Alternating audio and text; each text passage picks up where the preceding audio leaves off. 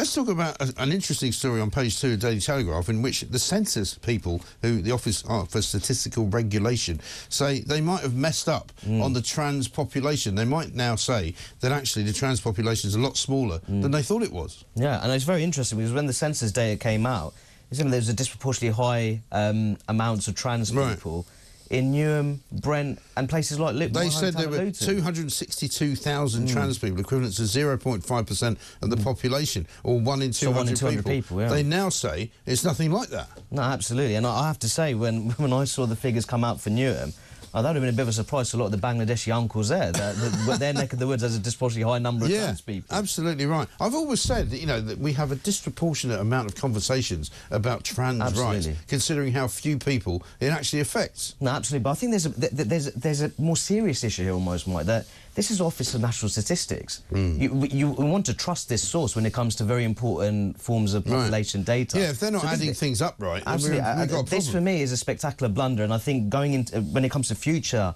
censuses, we have to be very careful in terms of how those questions are drafted. Yeah, a lot of stories this morning about the nanny state. They're talking about banning junk food ads before 9 p.m. I mean, I'm not sure whether that makes a jot of difference, to be honest. I mean, do kids really only go out and buy McDonald's and Burger King and Kentucky Fried Chicken because they've seen it on TV, or is it the fact that they've actually got to walk about 2 yards anywhere where they live in major cities, and there's an outlet where they can buy fast food? Oh, I think this is just I think this is a gimmick. Yeah. If I'm absolutely honest, if you want people to eat more healthily, I think you do that through public information campaigns. But the reality is, Mike, as well, for some time, inflation in terms of food prices, it's been extremely high. Yeah. So I think that you have to address those kind of issues, really, if you want people to live healthier lifestyles.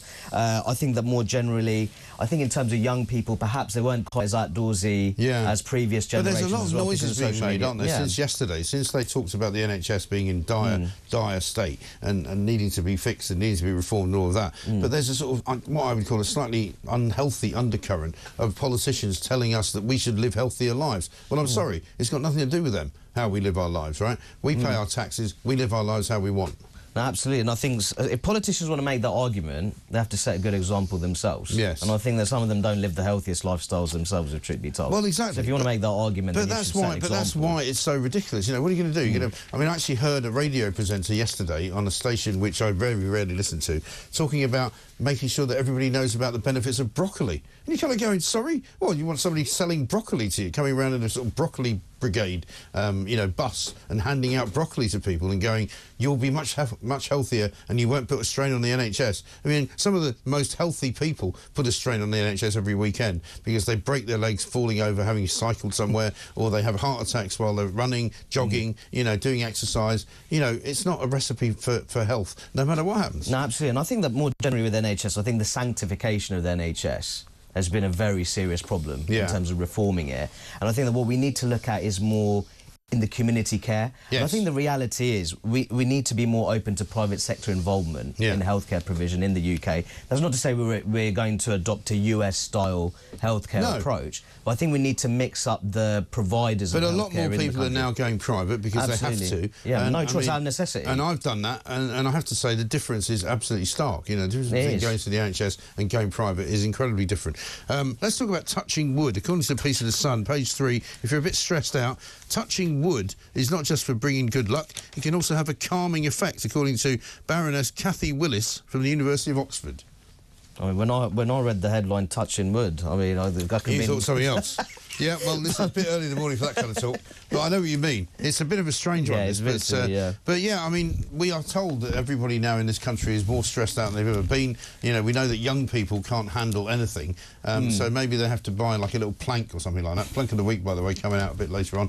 They need to buy a little plank of wood and carry it around their pocket and rub it or something. No, absolutely. I think that, listen, I'm open to adopting innovative forms of coping mechanisms. Yes. I have to question this one in particular. I think the more generally we just have to talk about how we can, well, at least encourage people to be more resilient and determined in general, really. Yeah. And I think there's almost been a fetishization. But of course, we're not even allowed to say, just pull yourself together, you know, pull your socks up. Yeah, it seems insensitive, isn't it? Apparently that's wrong, it's absolutely ridiculous, absolutely mad. But listen, great to talk to you, great to see you, Rakib. Thank you very much indeed. My pleasure, Mike. Let's finish up with a voice note from Sean on the winter fuel subject. Morning, Mike.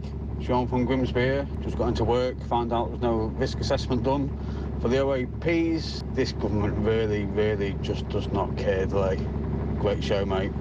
It is extraordinary, isn't it, that the government has now admitted they didn't actually bother to do a risk assessment on the fact that pensioners could die, even though in 2017 they did do a risk assessment which said that 4,000 pensioners could die if the Tories took it away. I got this from Paul. He says, Mike, surely Lord Ali can stump up for a pair of loafers for Lammy. Isn't he the government's haberdasher?